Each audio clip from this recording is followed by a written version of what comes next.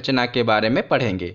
बहुत ही important topic है और छोटा सा टॉपिक है, पर एग्ज़ाम में इसे एक न एक प्रश्न पूछा ही जाता है। तो छोटा सा टॉपिक है और बहुत ही आसान तरीके से हम इसे कवर करेंगे। पहले हम इसकी थ्योरी को पढ़ेंगे, डायग्राम की सहायता से समझेंगे और लास्ट में हम इस टॉपिक से रिलेटेड जो प्रीवियस ईयर में क्वेश्चन पूछे गए हैं उनको भी कवर करेंगे।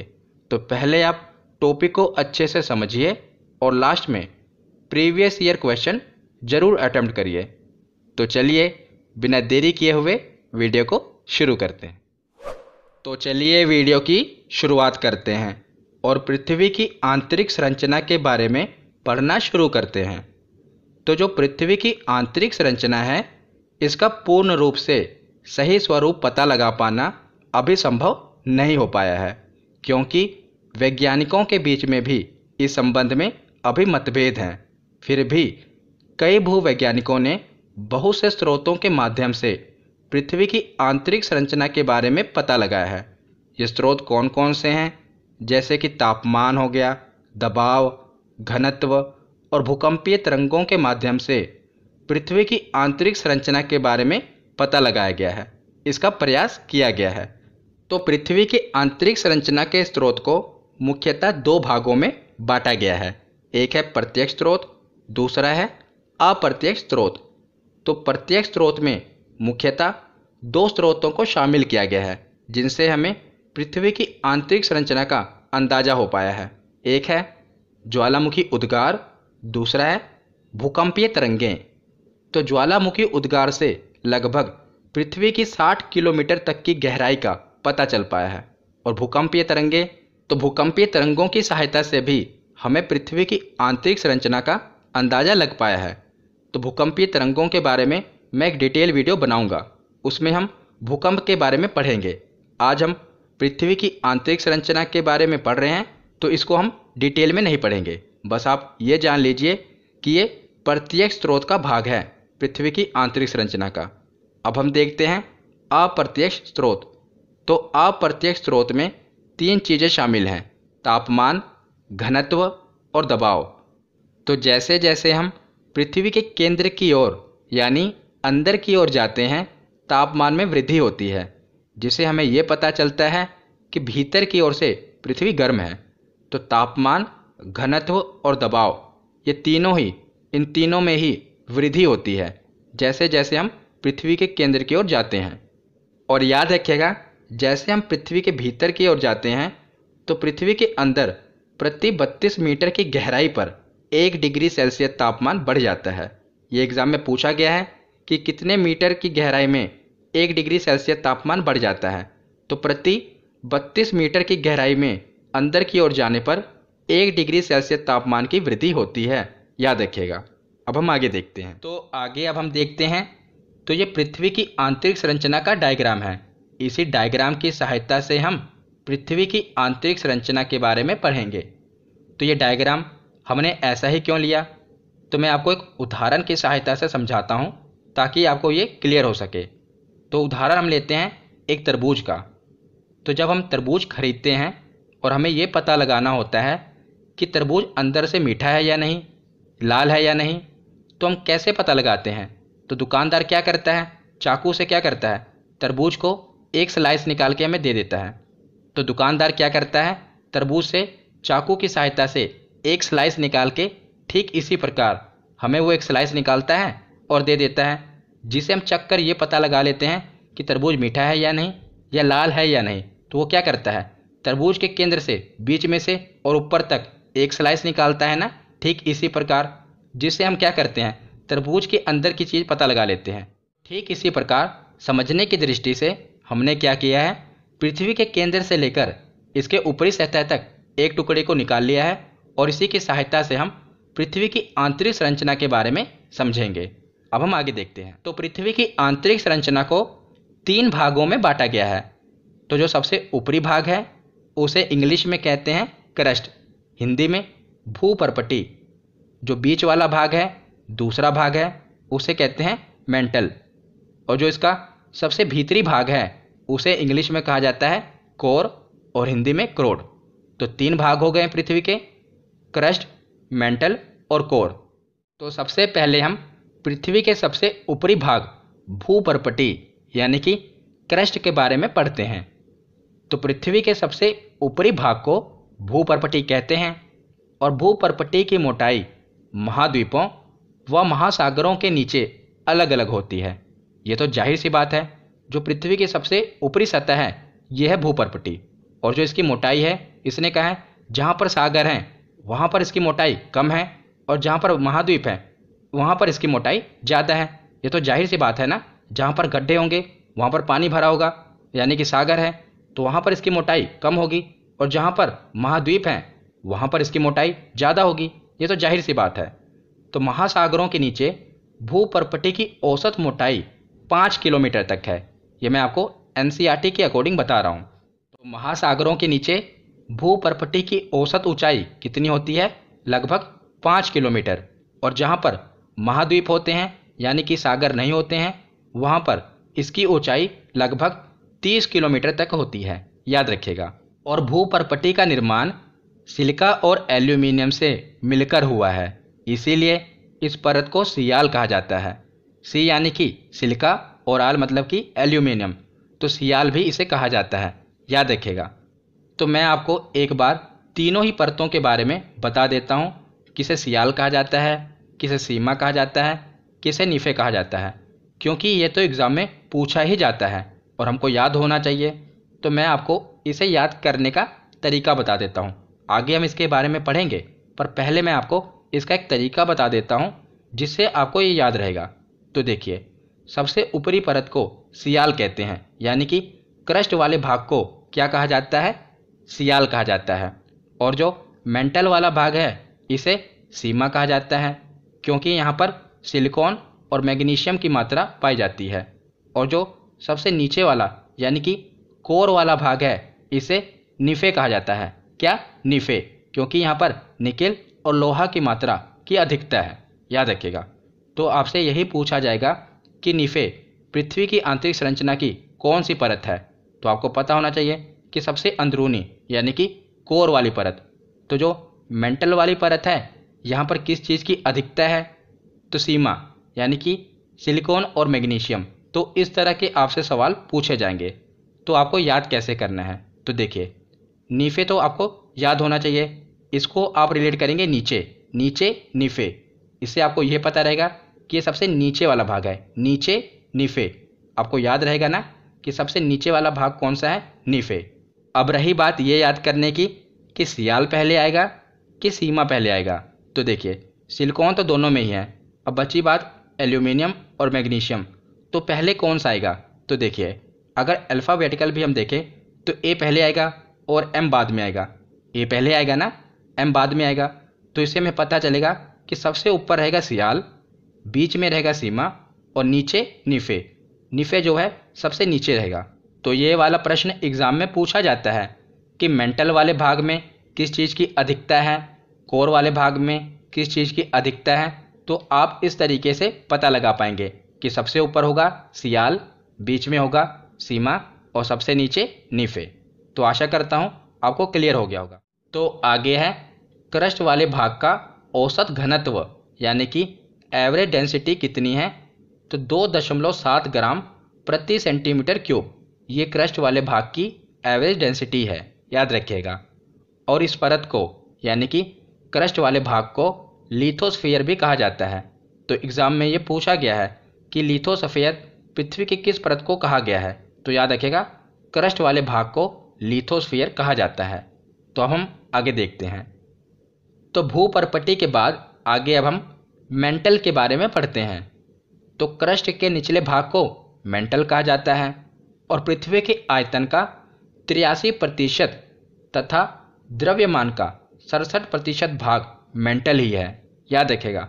तो जो ये पूरी पृथ्वी की आंतरिक संरचना है इसका सबसे बड़ा भाग मेंटल ही है, और दूसरे नंबर पे है कोर और सबसे नीचे है भूपर्पटी, याद रखेगा। अगर हम आयतन के हिसाब से देखें तो सबसे बड़ा भाग कौन सा है? तो यह है मेंटल, दूसरे नंबर पे आएगा कोर और सियाल जो है ये सबसे नीचे आएगा। अगर मैं आपको प्रतिशत के हिसाब से बताऊं तो लगभग 83% मेंटल है आयतन के हिसाब से और लगभग 16% करोड़ है और सिर्फ लगभग 1% ये जो भूपर्पटी वाला भाग है ये लगभग 1% इसका आयतन है। तो इससे आप समझ सकते हैं कि सबसे ज़्यादा भाग किसका है, मेंटल का है। तो पृथ्वी के आयतन का 83% तथा द्रव्यमान का 67% भाग मेंटल है और मेंटल का निर्माण सिलिका और मैग्नीशियम से हुआ है, इसीलिए इस परत को सीमा कहा जाता है। और इसी परत से ज्वालामुखी विस्फोट के समय लावा, गैस और राख बाहर आती है। तो जो लावा निकलता है ज्वालामुखी से, ये इसी मेंटल वाले भाग से निकलता है। ये एग्जाम में पूछा गया है, याद रखिएगा कि जो मेंटल वाली परत है इसी भाग से ज्वालामुखी का लावा और जो उसमें से गैस निकलती है, जो राख बाहर आती है, ये इसी वाले मेंटल वाले भाग से बाहर निकलती है, याद रखिएगा। और जो मेंटल वाला भाग है ये लगभग 2900 किलोमीटर मोटा है और ये बेसाल्ट पत्थरों के समूह की चट्टानों से बना हुआ है, याद रखिएगा। इसकी मोटाई लगभग 2900 किलोमीटर है। अब हम आगे देखते हैं।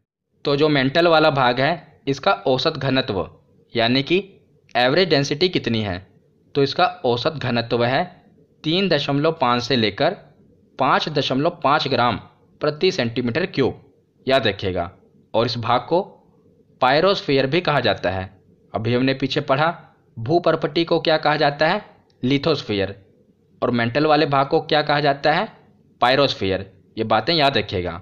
और जो ये मेंटल वाला भाग है इसे वाइट ऑफ द अर्थ भी कहा जाता है।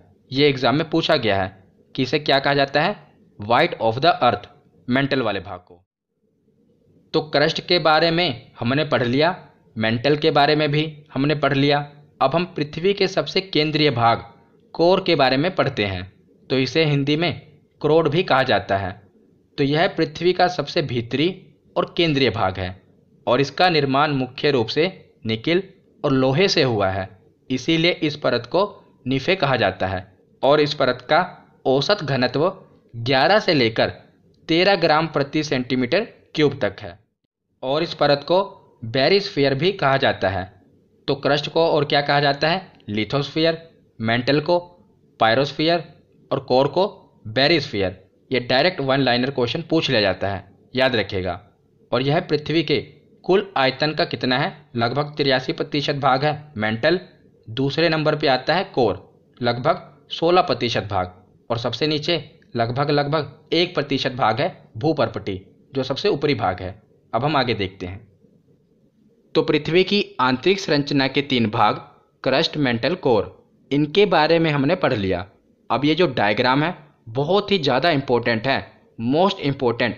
इससे तो समझ लीजिए एक प्रश्न बनता ही है, इसीलिए ध्यान से सुनिएगा और मैं बहुत ही अच्छे तरीके से आपको समझाऊंगा। तो देखिए हमने क्या देखा पीछे कि जो पृथ्वी की आंतरिक संरचना है इसे भूवैज्ञानिकों ने 3 भागों में बांटा, क्रस्ट, मेंटल और कोर। आगे चल के क्या हुआ कि जो भूवैज्ञानिक हैं इन्होंने और गहराई से अध्ययन किया और ये जो 3 भाग हैं इन्हें और गहराई से अध्ययन करते हुए 6 भागों में बांट दिया। बहुत ही आसान है, देखिए कैसे। तो ऊपर वाला भाग क्या है, क्रस्ट। तो भूवैज्ञानिकों ने क्या किया, इसे भी 2 भागों में बांट दिया।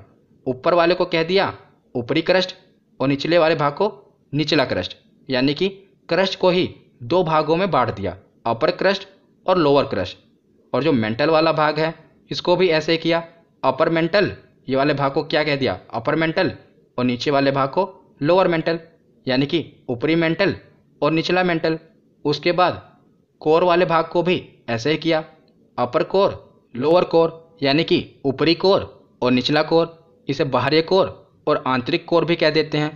तो इसे लिखने की कोई ज़रूरत नहीं है ना, इतना तो आप समझ ही जाएंगे कि ऊपरी भाग को अगर क्रस्ट वाला भाग है तो ऊपरी भाग को क्या कहेंगे, ऊपरी क्रस्ट, और निचले भाग को निचला क्रस्ट। तो पूरा भाग तो क्रस्ट का ही है, पर इसे भूवैज्ञानिकों ने और गहराई से अध्ययन किया और इसे भी 2 भागों में बांट दिया। बहुत ही ध्यान से सुनिए, मैं बहुत ही अच्छे तरीके से आपको समझाऊंगा, बस आप पूरे ध्यान से इसे सुनिए क्योंकि यहाँ से एक प्रश्न जरूर पूछा जाएगा। तो देखिए पहले राइट साइड हम देखते हैं, लेफ्ट वाला मैं भी बताता हूँ आपको। पहले राइट साइड हम देखते हैं। तो अभी हमने पीछे देखा कि पृथ्वी की आंतरिक संरचना को 3 भागों में बांटा गया था, क्रस्ट, मेंटल और कोर। सबसे ऊपरी भाग है क्रस्ट, उसके नीचे वाली परत है मेंटल, सबसे नीचे वाली परत है कोर। तो 3 भागों में तो इसे बांटा गया था। पर जो ये 3 भाग हैं ये आपस में देखा जाए तो 2 भागों में बढ़ते हैं। कैसे? क्रस्ट और मेंटल के बीच में एक सीमा रेखा आती है जो इन दोनों को अलग करती है, और मेंटल और कोर के बीच में भी एक सीमा रेखा आती है जो मेंटल को कोर से अलग करती है। पर क्रस्ट के ऊपर तो कोई परत है नहीं जो इसे अलग करे, तो क्रस्ट और मेंटल को एक सीमा रेखा अलग करती है और मेंटल और कोर को भी एक सीमा रेखा अलग करती है। पहले आप इसे समझ लीजिए, फिर मैं आपको ट्रिक से याद करा दूंगा कि इसे याद कैसे करना है, पर पहले आप इसे समझ लीजिए। तो देखिए, क्रस्ट और मेंटल को जो सीमा रेखा अलग करती है इसे क्या कहा जाता है? तो जिस वैज्ञानिक ने पता लगाया उसी वैज्ञानिकों के नाम से ये नाम रखे गए हैं। तो इनका नाम था मोहोविसिक, जिसे शॉर्ट में कहते हैं मोहो। तो मोहो असंबंधता, मोहो डिसकंटिन्यूटी, इस रेखा का नाम रखा गया। क्या रखा गया? मोहो से याद रखिएगा, मोहो। उसके बाद देखते हैं, तो जो मेंटल और कोर को सीमा रेखा अलग करती है उसे कहा गया गुटेनबर्ग असंबंधता। इंग्लिश में कहा गया गुटेनबर्ग डिसकंटिन्यूटी, इस रेखा को कहा गया। तो राइट साइड वाले याद रखेगा, ये दोनों ही रेखाएं मतलब कि अलग अलग परतों को अलग कर रही हैं। क्रस्ट और मेंटल ये दोनों अलग अलग परतें हैं ना, तो इनको अलग जो करती है उसे कहा गया मोहो डिसकंटिन्यूटी, और मेंटल और कोर को जो रेखा अलग करती है उसे कहा गया गुटेनबर्ग डिसकंटिन्यूटी, याद रखिएगा। अब हम लेफ्ट साइड आते हैं। तो देखिए, जैसा कि हमने देखा कि राइट साइड वाली ये दोनों रेखाएं 2 विभिन्न परतों को आपस में अलग करती हैं। जैसे कि एक क्रस्ट है तो एक मेंटल है, ये 2 विभिन्न परतें हैं, इनको एक रेखा अलग कर रही है। और दूसरे भी देखा जाए तो एक मेंटल है और एक कोर है, ये भी 2 विभिन्न परतें हैं और इन्हें भी एक रेखा अलग कर रही है। पर लेफ्ट साइड में क्या है? ये 2 विभिन्न परतों को अलग नहीं कर रही, ये एक ही परत है। जैसे कि एक क्रस्ट है, इसी को 2 भागों में बांटा गया, ऊपरी भाग को ऊपरी क्रस्ट और निचली भाग को निचला क्रस्ट। तो परत तो एक ही है, उसी को 2 भागों में बांटा गया है ना। तो लेफ्ट साइड इसी प्रकार जो एक एक परत है, यानी कि क्रस्ट है, मेंटल है और कोर है, ऊपरी क्रस्ट निचले क्रस्ट, ऊपरी मेंटल निचला मेंटल, ऊपरी कोर निचला कोर, तो इन दोनों को जो रेखा विभाजित करती है उसका भी नाम रखा गया है। तो ये भी एग्जाम में पूछा जाता है, इसीलिए अब हम इसे देखते हैं। तो शुरुआत करते हैं सबसे ऊपरी भाग क्रस्ट से। तो देखिए, ऊपरी क्रस्ट और निचले क्रस्ट को जो रेखा अलग करती है उसे क्या कहा जाता है? कॉन रोड डिसकंटिन्यूटी, याद रखेगा, कॉन रोड डिसकंटिन्यूटी। उसके बाद जो मेंटल वाला भाग है, ऊपरी मेंटल और निचला मेंटल, इसको जो रेखा अलग करती है उसे क्या कहा गया? रेप्टी असंबंधता, रेप्टी डिसकंटिन्यूटी, याद रखेगा। एक ही परत है ना, 2 भागों में बांटी गई है, उसको ये रेखाएं अलग कर रही हैं। और राइट साइड में हमने देखा था कि विभिन्न विभिन्न परतों को जो रेखाएं अलग कर रही हैं उनका क्या नाम था। यही सही तरीका है इसको याद करने का, अगर आप किताबों में पढ़ेंगे तो कंफ्यूज हो जाएंगे। अब हम कोर पे आते हैं। देखिए, तो जो सबसे निचला कोर है और ऊपरी कोर है, इसको जो रेखा अलग करती है इसे क्या कहा गया? लेहमैन डिसकंटिन्यूटी, याद रखिएगा। तो हमने 5 रेखाओं के बारे में पढ़ा, अब हम इसको ट्रिक से याद करते हैं कि इसे याद कैसे करें। तो देखिए, अगर क्रम से देखें तो सबसे ऊपर क्या है? कॉनरोड, दूसरे नंबर पे है मोहो, तीसरे नंबर पे आएगा रेप्टी, चौथे नंबर पे गुटेनबर्ग और सबसे आखिरी में है लेहमैन। अगर हम क्रम के हिसाब से देखें, ऊपर से नीचे की ओर देखें, तो इसको हम किस प्रकार से याद रखेंगे? तो इसकी आप एक ट्रिक याद रखिएगा। अगर आपको ट्रिक की सहायता से याद रहता है तो ट्रिक की सहायता से याद कर लीजिएगा, अगर बिना ट्रिक के ही याद रहता है तो और अच्छा है। तो इसकी ट्रिक क्या है? CMRG man. क्या है? CMRG man. तो C से क्या होगा? कॉनरोड, M से क्या होगा? मोहो, उसके बाद R से क्या है? रेप्टी, G से क्या है? गुटेनबर्ग, लास्ट में क्या है? मैन, यानी कि लेहमैन। तो इस प्रकार आप क्रम से इसे याद रख पाएंगे अगर आपको ये ट्रिक पता होगी।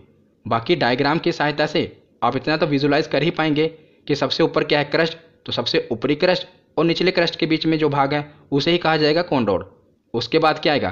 क्रस्ट के बाद मेंटल आएगा, तो पहले हम क्रस्ट और मेंटल के बीच में रेखा होगी, उसको क्या कहा जाएगा? CM, M से मोहो। उसके बाद अब मेंटल आ गया, तो ऊपरी मेंटल और निचले मेंटल में भी एक रेखा होगी, उसे क्या कहा जाएगा? R से रेप्टी। तो इसी प्रकार ट्रिक से, और अगर आपने डायग्राम समझा होगा तो आपको अंदाजा हो जाएगा, और ट्रिक की सहायता से आपको पता चल जाएगा, क्रम से पता चल ही जाएगा किसे क्या कहा जाएगा। और ये मोहो और गुटेनबर्ग, इसे तो जरूर याद रखिएगा क्योंकि ये 2 विभिन्न परतों को अलग करती हैं। बाकी कहीं से भी प्रश्न पूछा जा सकता है, इसीलिए मैंने आपको डायग्राम अच्छे से समझा दिया। तो एक बार हम इसकी आगे रिवीजन भी कर लेते हैं। तो देखिए, तो ऊपरी क्रस्ट और निचले क्रस्ट के बीच का सीमा क्षेत्र क्या कहलाएगा? Conrad discontinuity. तो देखिए CMRG मैन, हमने ट्रिक याद की थी ना। तो सबसे पहले क्या होगा, उसी डायग्राम को अपने दिमाग में रखिए। सबसे पहले क्या होगा, ऊपरी क्रस्ट और निचला क्रस्ट, उसके बीच के भाग को क्या कहेंगे? C से शुरू होगा, कॉन रोड। उसके बाद क्या आएगा? तो भैया क्रस्ट के बाद क्या है? मेंटल। तो मेंटल में क्या होगा? क्रस्ट और मेंटल के बीच का पहला भाग होगा ना। तो क्रस्ट और मेंटल के बीच का भाग क्या कहलाएगा? मोह। अब मेंटल की शुरुआत हो गई, तो पहले हम ऊपरी मेंटल और निचले मेंटल का भाग देखेंगे, उसे क्या कहा जाएगा? रेप्टी। तो मेंटल के बाद क्या आएगा? तो फिर आएगा क्रोड यानी कि कोर। तो पहले मेंटल और कोर के बीच का सीमा क्षेत्र देखेंगे, उसे क्या कहा जाएगा? गुटेनबर्ग। अब कोर की शुरुआत हो गई, तो ऊपरी कोर और निचले कोर के बीच की सीमा क्षेत्र को क्या कहा जाएगा? लेहमैन।